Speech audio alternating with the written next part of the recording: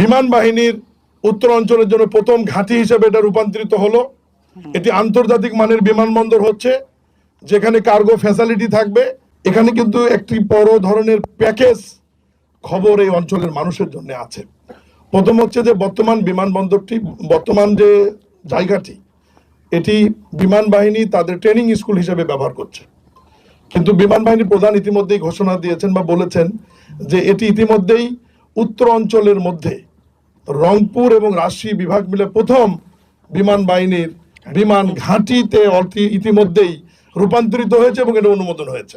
এটাই অঞ্চলের মানুষের জন্য একটি সুখবর। দ্বিতীয় হচ্ছে, এই আন্তর্জাতিক বিমানবন্দরে পাইলটদের জন্য একটি ট্রেনিং সেন্টার হবে, যেটি বিমান বাহিনী পরিচালনা করবে, তাদের অফিসারদের ট্রেনিং হবে এবং বেসরকারি 200-র বেশি সার্ভিস ও ফিচারে লেনদেনের সব বিকাশ অ্যাপে সম্ভব। বেসরকারি মানুষের বাচ্চাদেরও, ছেলে এবং মেয়েরাও যারা শিক্ষিত, তারাও এখানে পাইলট হিসেবে প্রশিক্ষণ নিয়ে পাইলট হয়ে বিভিন্ন বেসরকারি বিমানে বা বাংলাদেশ বিমানে তারা চাকরি করতে পারবে।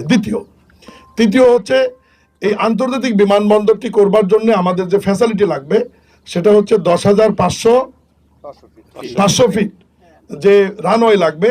এটার ব্যাপারে আজকে সিদ্ধান্ত হয়েছে।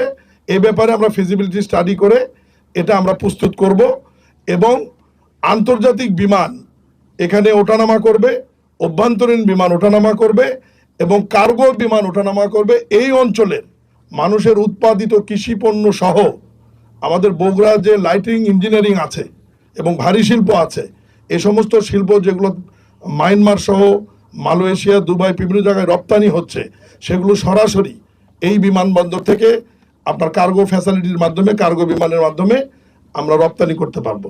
আমাদের যে বিষয়গুলি আমি আরেকবার বলি, এটা অলরেডি বাংলাদেশ বিমান বাহিনীর উত্তর অঞ্চলের জন্য প্রথম ঘাঁটি হিসেবে এটা রূপান্তরিত হলো। এটি আন্তর্জাতিক মানের বিমানবন্দর হচ্ছে, যেখানে কার্গো ফ্যাসিলিটি থাকবে এবং রানওয়ে 10,500 ফিট হচ্ছে এবং আধুনিক একটু আপনার এয়ারপোর্টের যে ফ্যাসিলিটি লাগে আন্তর্জাতিক মানের সেটা হবে এবং পাইলটদের একটি ট্রেনিং হবে, যে ট্রেনিংয়ে বিমান বাহিনীর পাইলটরা ট্রেনিং নেবে এবং বেসরকারি পাইলটও এখান থেকে তৈরি হবে। তো সব মিলিয়ে আজকে বগুড়াবাসীর জন্য এবং উত্তরাঞ্চলবাসীর জন্য আমি এটা মনে করি সুসংবাদ।